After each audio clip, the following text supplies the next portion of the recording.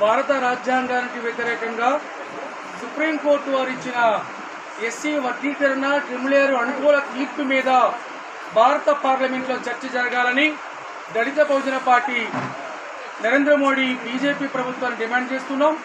మరి దేశంలో ఉన్న అన్ని మనువాద దోపిడీ మాఫియా రాజకీయ పార్టీ అటు BJP, Congress, TRS, BRS, YSRCP, Telugu Desam, CPI, CPM వంటి వామపక్ష పార్టీలు, ఆమ్ ఆద్మీ పార్టీలు వంటి ఈ మొత్తం దోపిడీ కులాల పార్టీలు వీళ్ళందరూ కూడా దళితుల్ని విభజించి దళితుల శక్తిని నిర్వీర్యం చేసి రాజ్య అధికారంలోకి రానేయకుండా జీవితాంతం బానిసత్వంలో పడవేయడానికి అడగొట్టడానికి ఈ అడ్రకుల పార్టీలు ప్రభుత్వాలు చేసిన దుర్మార్గమైన సామాజిక రాజకీయ కుట్రే ఈ వర్గీకరణ అంశం.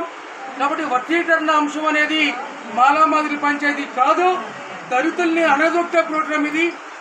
కేంద్ర రాష్ట్ర ప్రభుత్వాలు అన్ని రాజకీయ పార్టీలు ఇదే పరిస్థితి. తెలంగాణలో రేవంత్ రెడ్డి కాంగ్రెస్ ప్రభుత్వం జరుగుతుంది. మరి కాంగ్రెస్ ప్రభుత్వం నువ్వు వర్గీకరణ చేస్తామని అనుకుంటే ఈ ప్రభుత్వం ఇక ఈ ఎన్నికలో కాంగ్రెస్ పార్టీకి రేవంత్ రెడ్డికి చివరి ఎన్నికల విషయాన్ని దళిత బహుజన పార్టీగా స్పష్టం తెలుసుకున్నాం. వర్గీకరణ వ్యతిరేకంగా, క్రిమిలేయర్కి వ్యతిరేకంగా పెద్ద ఎత్తున పోరాటాన్ని నిర్వహిస్తామని మరి మొత్తం దళిత సమాజం అంతా ఏకం కావాల్సిన అవసరం ఉంది.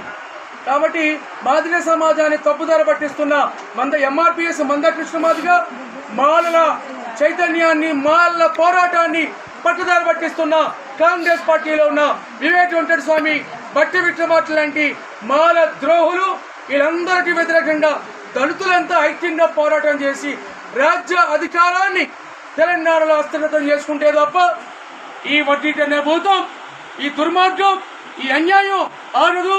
రాజ్యాధికారం ద్వారానే మనకి విముక్తి వస్తుందని ఈ సందర్భంగా దళిత బహుజన పార్టీ పాటిస్తుంది. జై భీమ్.